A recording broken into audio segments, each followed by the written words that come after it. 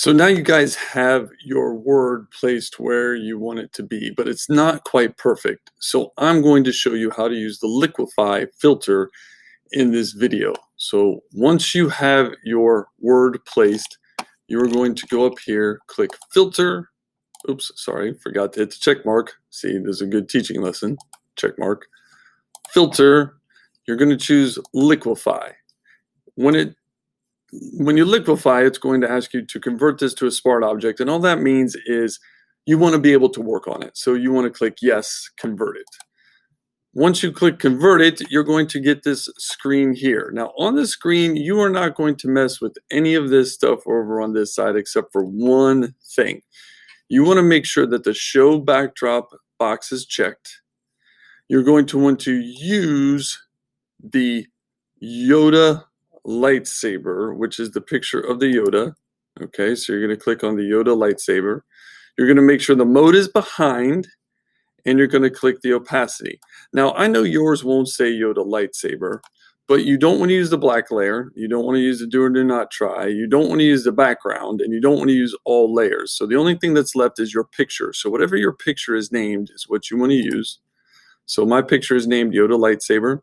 The mode is behind, and the opacity is 100%. So again, don't mess with any of this stuff.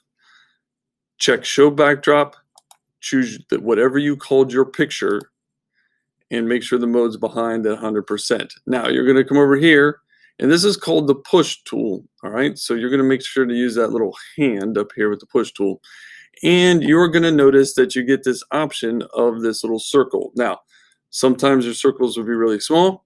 Sometimes your circles will be really big. All right. You can make the circles bigger or smaller by using the bracket tool or by using this little size button right here. I like the bracket tools. It's kind of like a video game because you can work both hands like you are pushing the buttons.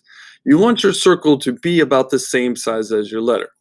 If it's too small, you will see you only affect a small little portion, and you can really jack up your lettering.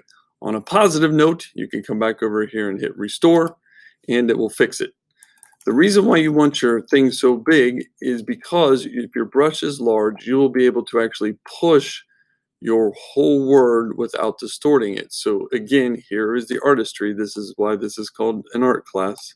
You are going to use the brush to push and pull the lettering in the liquefy form to fit exactly in the shape that you need. And in my case, the shape that I need is going to be the shape of his sleeve. So I'm going to push it away from his face and away from his ear, and I'm going to push it down so that it fits nice and neat all around his ear. Now, as you notice, I'm bending it a little too much and not enough in some areas. Well, here's where you can make your brush bigger or smaller, this video game thing that I was talking about, and you'll be able to move your brush and make it just perfect enough to perfectly fit into the shape and the space you need.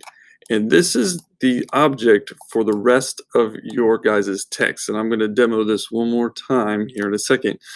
But using the move tool to make it bigger or smaller and using the liquefy filter, you will be able to make your text, and you can still read this, do or do not, fit into the shapes that you need.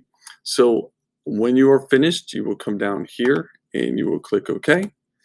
And you will see that it fits perfectly into the little shape that was created over there for his arm.